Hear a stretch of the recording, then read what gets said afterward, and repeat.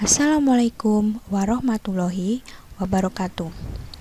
Pada kesempatan kali ini, kita akan belajar tentang sistem perkembangbiakan tumbuhan dan hewan. Sebelum kita bahas lebih lanjut, Bu Guru ingin menyampaikan beberapa hal. Tahukah kamu bahwa ribuan ikan di laut ditangkap dan ratusan ton sayuran dipanen tiap hari untuk dikonsumsi? Pernahkah kamu berpikir bahwa apabila sumber daya alam hayati terus-menerus digunakan, dapat mengalami kepunahan? Bagaimana agar sumber daya alam berupa hewan dan tumbuhan tidak punah? Hewan dan tumbuhan merupakan sumber daya alam terbarukan yang dapat terus dilestarikan melalui upaya perkembangbiakan. Perkembangbiakan hewan dan tumbuhan dapat dilakukan melalui dua cara, yaitu perkembangbiakan seksual dan perkembangbiakan aseksual. Supaya kamu dapat memahami lebih lanjut tentang perkembangbiakan hewan dan tumbuhan, ayo kita semangat mempelajari bab ini.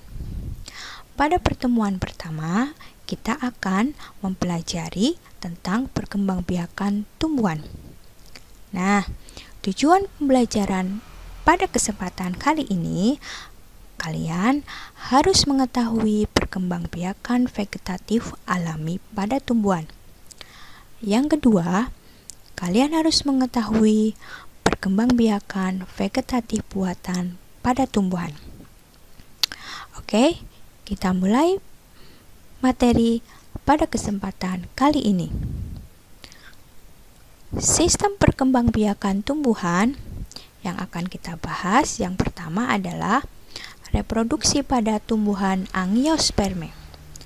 Tumbuhan angiosperme atau disebut juga tumbuhan biji tertutup adalah tumbuhan yang memiliki ciri bakal biji berada dalam buah.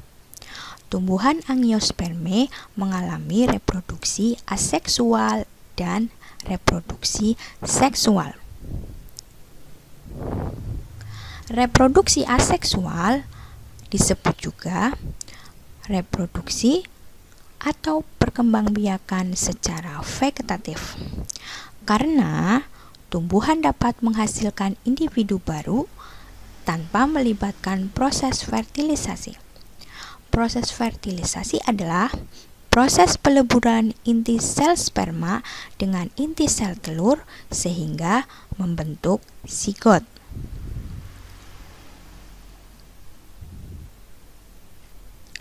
Reproduksi aseksual dibagi menjadi dua, reproduksi aseksual alami dan reproduksi aseksual buatan. Oke, kita pelajari dulu reproduksi aseksual alami. Yang pertama, rizoma.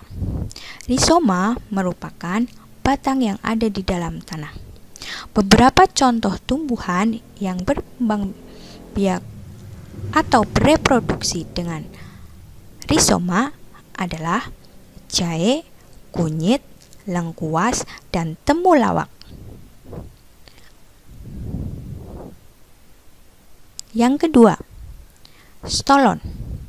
Stolon merupakan batang tumbuhan yang menjalar di atas tanah. Tumbuhan yang berkembang biak dengan stolon dapat kita jumpai yaitu pada tanaman stroberi. Yang kedua, dengan umbi lapis. Karena memperlihatkan susunan yang berlapis yang terdiri atas daun yang menebal, lunak, dan berdaging, serta batang yang berupa bagian kecil pada bagian umbi lapis yang disebut cakram. Yang keempat, umbi batang. Umbi batang bisa kita jumpai pada kentang. Nah, kentang ini merupakan salah satu contohnya, di mana tumbuhan yang mengalami pembengkakan pada batang di dalam tanah. Pembengkakan ini disebabkan karena di dalamnya berisi cadangan makanan. Selanjutnya, perkembangbiakan dengan kuncup adventif. Kuncup yang terdapat pada tepi daun. Contoh tumbuhan yang bereproduksi dengan kuncup adventif adalah daun cocor bebek. Oke, kita lanjutkan. Yang kedua adalah reproduksi aseksual buatan. Reproduksi aseksual buatan yang pertama adalah dengan cara stek. Stek adalah cara reproduksi vegetatif dengan memotong atau memisahkan dari induk satu bagian tanaman dan kemudian ditanam untuk menghasilkan individu baru. Misalnya, untuk menanam ketela pohon atau bunga mawar dapat menggunakan batangnya atau disebut stek batang. Yang kedua, dengan cara merunduk. Merunduk dapat dilakukan dengan membenamkan tangkai tanaman ke tanah, sehingga bagian yang tertanam dalam tanah tumbuh akar. Apabila sudah tumbuh akar, maka tanaman dapat dipisahkan dari induk. Reproduksi aseksual dengan cara merunduk dapat kita jumpai pada bunga alamanda. Yang ketiga,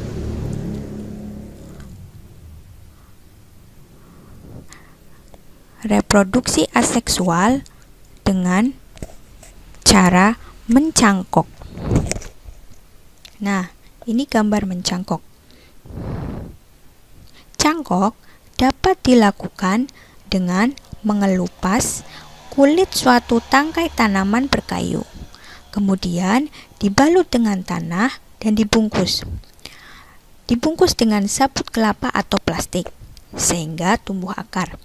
Apabila bagian kulit yang terkelupas telah tumbuh akar, apabila bagian kulit ini sudah tumbuh akar, maka tangkai dapat dipotong dan ditanam di dalam tanah. Tanah yang dihasilkan dari cangkok memiliki sifat seperti induk dan cepat berbuah. Demikian pembahasan pada kesempatan hari ini. Dari pembelajaran pada kesempatan hari ini, kita dapat mengambil hikmah bahwa Allah menciptakan makhluk hidupnya dengan sempurna, memiliki kemampuan untuk dapat berkembang biak untuk dapat melestarikan keturunannya. Sampai bertemu lagi pada kesempatan berikutnya dalam materi perkembangbiakan seksual pada tumbuhan. Terima kasih. Wassalamualaikum warahmatullahi wabarakatuh.